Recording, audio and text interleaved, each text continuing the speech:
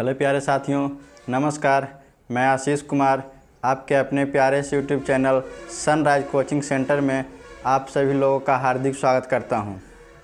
साथियों, आज आप लोगों के बीच में मैं एक ऐसा वीडियो लेके आया हूं जो आपको जानना बहुत ज़रूरी है। तो और वीडियो शुरू करने से पहले आप लोगों से निवेदन है कि अभी तक आप हमारे चैनल को सब्सक्राइब नहीं किए हैं तो प्लीज़ हमारे चैनल को सब्सक्राइब करने की कोशिश करें और साथ में बेल आइकन को दबा लें ताकि जितने वीडियो के सारे नोटिफिकेशन हैं सबसे पहले आपको मिले।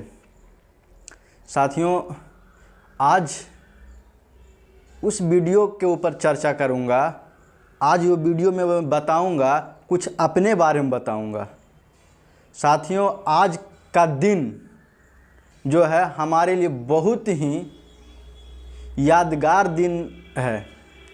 अब आपको ये मन में समस्या हो रहा होगा कि कौन सा ऐसा दिन है। आज दिनांक 3 जुलाई 2022, ये खास करके यूँ कहिए कि 3 जुलाई के दिन हमारे लिए बहुत ही यादगार दिन है। इसको हम जितना यादगार समझे उतना ही कम लगता है।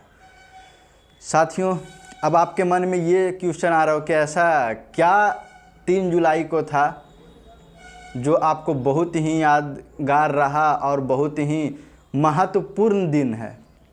साथियों, जैसा कि आप जानते हैं कि हर किसी के लिए एक न एक ऐसा दिन होता है, कोई महीना का ऐसा दिन होता है जो किसी के लिए ख़ास होता है। अब जैसे मान लीजिए किसी का उस डेट में जन्मदिन है, किसी का शादी है, किसी का कोई और अच्छा सा फ्रेंड बना था उसके यादगार है। मतलब तरह तरह के मन में जो याद करने वाली चीज़ें हैं उसे याद लोग बाग करते हैं। तो उसी तरह से सब दिन को सब तरह अलग अलग तरीके से एडजस्टमेंट करना और उसको सेलिब्रेट के रूप में मनाना वो आपके हाथ में है। हर अपना अपना लोग के हाथ में है। तो साथियों, आज मैं आपको बता देना चाहता हूँ कि 3 जुलाई को जो हमारा है, यहीं से मेरा नौकरी का जो सफ़र है वहीं से शुरू हुआ है। 3 जुलाई 2014 को हमारी पहली पोस्टिंग रेलवे में हुआ था। इसलिए आज के दिन को मैं एक सराहनीय और यादगार पल के रूप में मनाता हूँ और हमेशा मनाते आ रहा हूँ।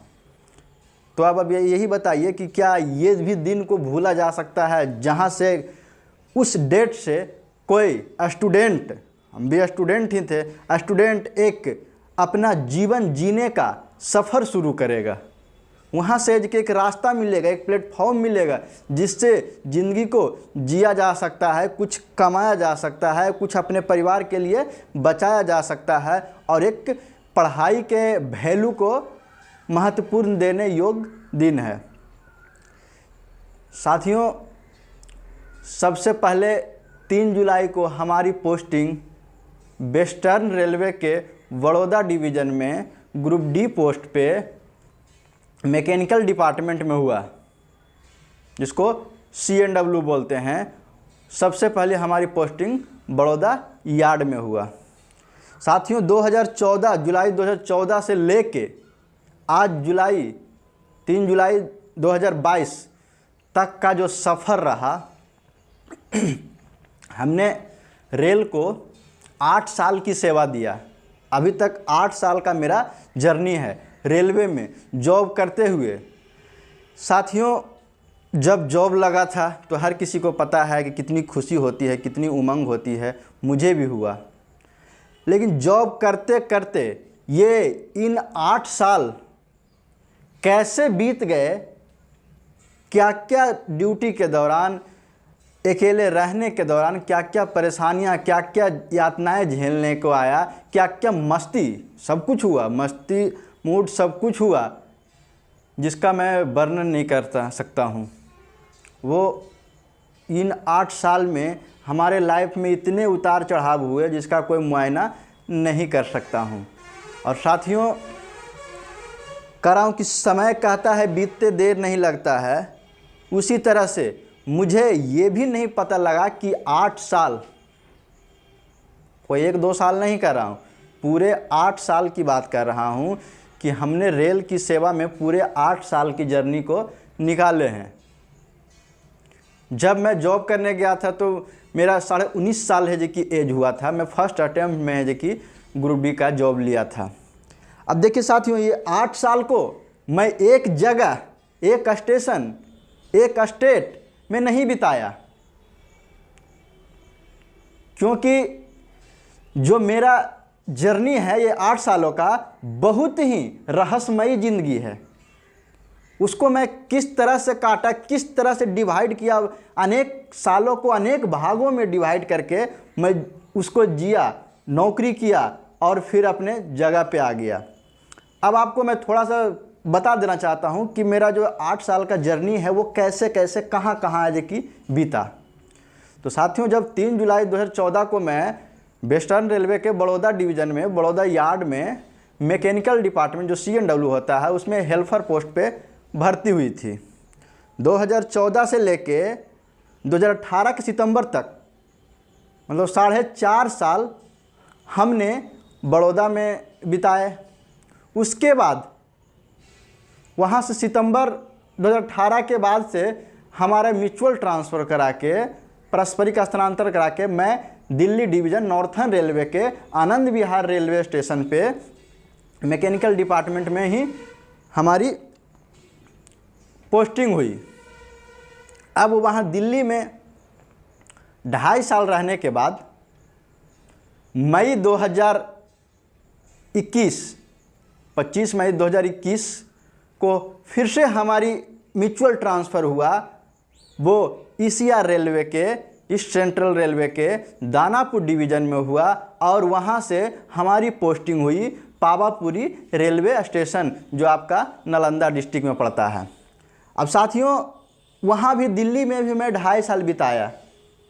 तो अब उधर तो हमारे 7 साल पूरे हो गए। 4.5 साल बड़ौदा में बिताए, 2.5 साल दिल्ली में बिताए, 7 साल। अब वहाँ से मई 2021 से ये जुलाई 2022 तक 1 साल का जो सफ़र है वो हमारा ये ECR रेलवे के दानापुर डिवीज़न में ऑपरेटिंग डिपार्टमेंट में हुआ।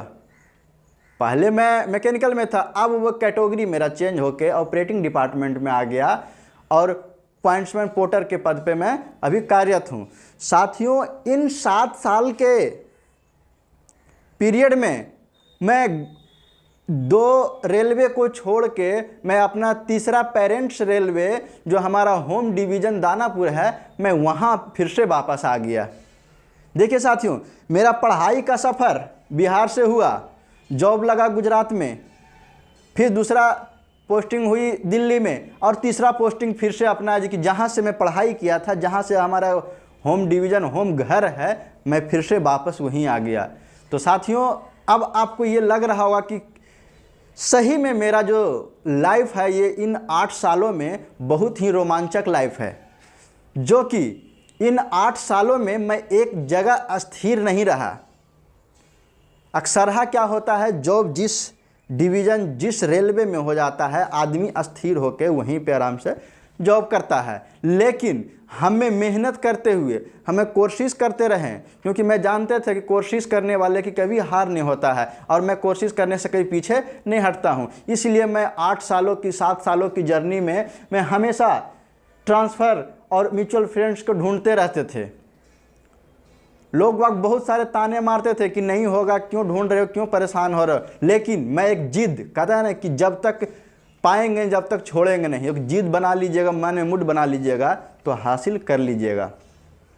और साथियों, मैं आज अपने घर पे हूँ, घर से अपना ड्यूटी करता हूँ, सभी परिवार के साथ में रहता हूँ, खुशी का माहौल लगता है, अच्छा लगता है, न किसी तरह का टेंशन, न परिवार का टेंशन, न किसी तरह का। और घर में आ गए हैं, अपना आराम से रह रहे हैं, ड्यूटी जाते हैं, रेस्ट के दिन अपना कोचिंग में बिताते हैं, बच्चों के साथ टाइम देते हैं। जैसा कि आपको पता है कि मैं यहाँ के साथ ही अपना कोचिंग सेंटर का ओपन किया हूँ, जिसमें पढ़ाता हूँ। कंपटीशन वाले कुछ बच्चे रहते हैं, छोटे बच्चे भी रहते हैं।